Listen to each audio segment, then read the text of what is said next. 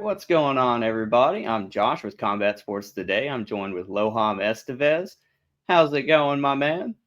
I'm doing good. Nice to meet you, Josh. I'm glad to be here. We got to kind of address the elephant in the room. Unfortunately, that the ACL injury. How did that happen? Was it like a freak accident, or like in training, or how did that happen? Yeah, that's crazy. From the belt, like interview for the belt, now like ACL, but it's a journey. I think is a part of the sport, and it happened like kind of training. The knee was good. I was feeling good. It was like a single leg position. I don't know if familiar with that position. It's kind of outside ash. The guys went to sweep me, and then like my knee just pops. And then from there, because I would fight for the belt. I didn't stop to train, and then aggravated in the training. You know what I'm saying? Like, Yeah. and the guys didn't make weight in the first fight, and I have to keep pushing the knee like that. And then I think that happened after the first momentum, and then after that it's get worse, aggravated, and then like Addis has no ACL no more, and then like I couldn't fight. Man, that's definitely Yeah. rough. I mean, did they have you like a recovery time frame yet, or is it still kind of a touch and go Yeah, still? what does the doctor say? It's like 9 months, but I had this before, like on my left knee, and it took him like 7 months to step back to the cage and then like fight professional. You know, so I hope 7 to 8 months because it's never the same. It's a different situations, different times. So I don't want to rush to get like longer, but I want to do my best to get like as soon as possible.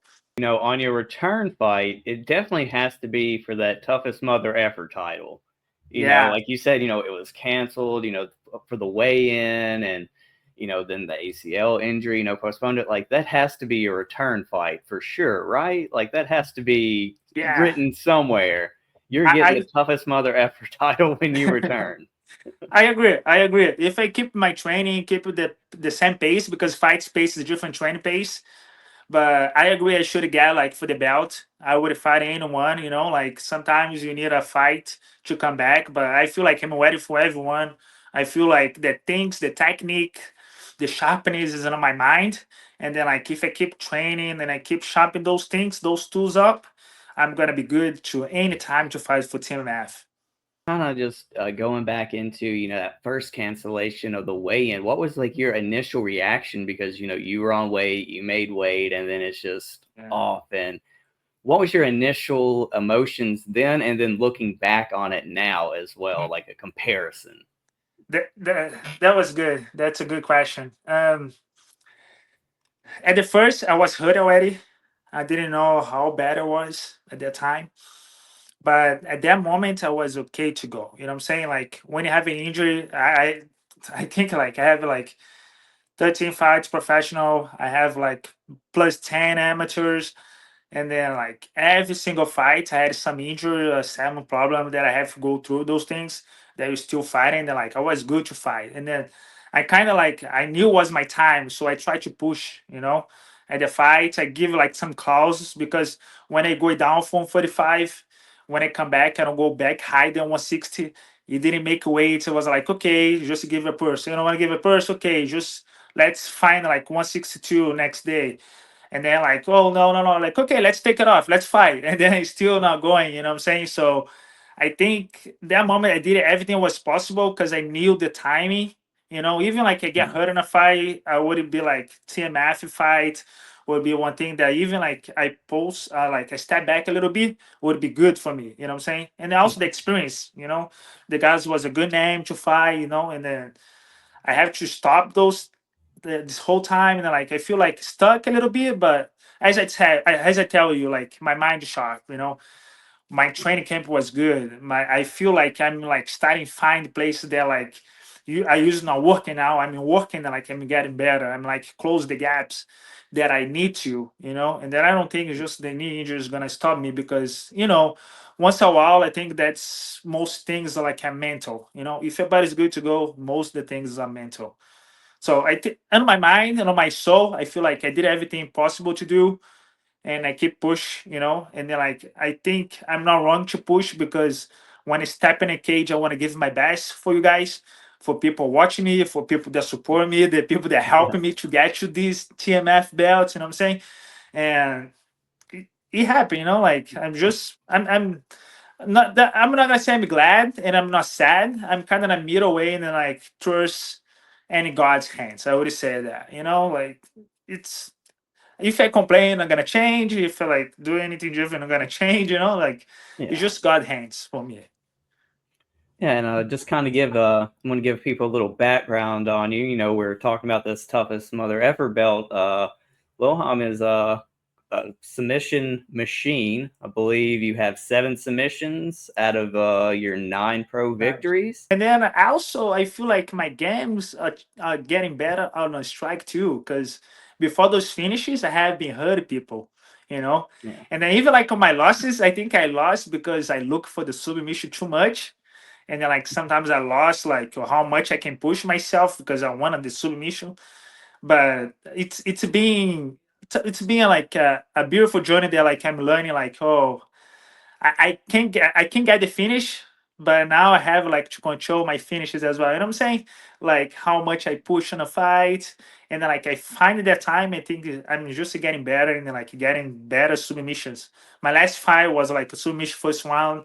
I cooked the guy in a cage. The guy tried taking me down. I don't know why. I was like, okay, let's go for it, yeah, you know. And then I'm feeling better, you know. Like my wrestling's getting better, you know, and I just like to go to the hunter, you know. Like I like to like I wanted to finish, you know. I don't like to fight to win.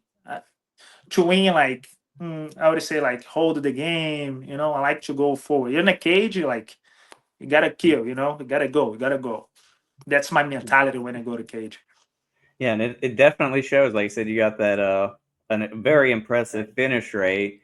And you know, just Thank you. kind of you're going to be getting back into full on training and full on for a fight. Would you consider like a high profile grappling fight before your return to MMA, just to kind of test the knee out a little bit before taking on a full fight? Um, what do you mean, like grappling fight or MMA? Something like a grappling fight on like a UFC Fight Pass Invitational, or something high profile like that. I would love to. I would love to. I have some connections. My manager is one of those guys that put people over there too. Eric is a good guy, and the FC's owner, they put the people over there too. Hmm. I would be down. You know, I like this Yeah. craft. You know, like FCPI Invitational is awesome. I went there.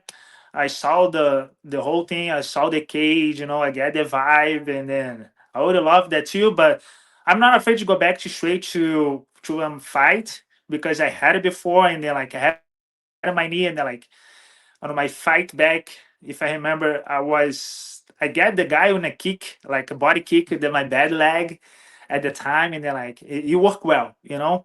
So you never know. You never know. As I told you, I'm not the guy that like, oh, I'm not gonna fight because I'm afraid to lose. You know, I'm fight, Yeah. and then like I'm gonna give my best. I'm gonna look for the hunter, for the submission, for the finish, because I like to strike now better. So and that's how I'm gonna play out. But if I had invited for FCPI, I'm down for sure. Who's number one? I'm down too. Like I watch all those videos, I study, and I'm down. Yeah, I figured you'd probably be down. Like I said, you're a great grappler. That just even get more eyes on you on another stage outside of Fury as well. Because like you said, Eric's constantly putting guys on those UFC Fight Pass Invitationals, getting people into the UFC. And Yeah. going off of that, what would be your preferred path to the UFC? Because I know you've thought about it. Would you prefer a short notice call up to the UFC, or would you want a full on training camp? Because some people thrive in that short notice, and some people prefer the full camp. So camp. Man, I'm before I answer that, I have not talked people a lot about this, but like I have like kind of like short notices so much now like oh show notice but the guy speak another guy because you know and then the managers they want like a good fight for the fighters as well and then like I always like one step like to get to the opportunity to show me my like myself on a big stage so right now at this point I was just like you guys give it to me I'm gonna like hug that thing like it's mine you know what I'm saying like I'm not gonna let it go. So I don't think I have a preference. If I have a preference, I think when the time is coming, I'm gonna be looking for something so ideal in my mind that can throw me off a little bit. So right now, I'm just looking for the opportunity. If the opportunity show up, I want to be ready to go. So I think that's my answer. Like I don't have any preference. Just go. You're just ready for any opportunity that comes your way and looking to capitalize on it. Exactly, exactly. So I don't, because that's myself is always be ready. When I'm training, like my mind, my focus on training for fight. Like even like I'm relaxed, I'm still work my mind to fight. So it's never always like relaxed at this point for me right now. And that because that I feel like if you guys call me to I don't know contender, I'm down. Like to UFC straight, I'm down. Full camp, awesome. I'm down too. But whatever it takes. I was looking through some of the your old fights, and you seem to have a post fight celebration that's usually the same thing. You have the hat and the dance moves. Yes. Oh, what's the story behind that? I'm from Brazil. I'm from Rio de Janeiro. Rio de Janeiro, we have samba, pagode. I think it's a nice it's a way that our people celebrate life. You go to samba, you go dance, you go enjoy family, enjoy people, and then that's always touch my heart. Like when I listen to samba, I want to dance. It's my knee right now. If I started listening, I want to get up and I study samba. Like something. I think it's the same thing. Like when I stay 1 week now, 2 weeks off jiu-jitsu, I'm already like I see someone else doing like my mind. I'm already doing drilling, and then like with the samba, it's the same thing to me, In the dance, I watch something, I was just like, well, I want to do this, my body already doing this. You feel warm. And then I want to bring those two people and um to those fights that you I get the point right now. I feel like more connected to I get to people. It's better to me and then like show what's my worth on the jiu-jitsu and then like MMA world. I still navigating there. I think like the same time, like I navigating life and navigating like in those paths too, and then just make me happy. So why not to show? Why not to do it? Before I didn't because I felt like oh maybe be disrespectful, but if in my heart I'm show something that after win after something so good I want to celebrate it. Why not to show? So it's not if I feel like I'm not respecting anyone, so I'm gonna do it. And then like I'm gonna keep it doing, Yeah, slowly get like the identity, my persona in, yeah. so people can see more and can get more connected to me too.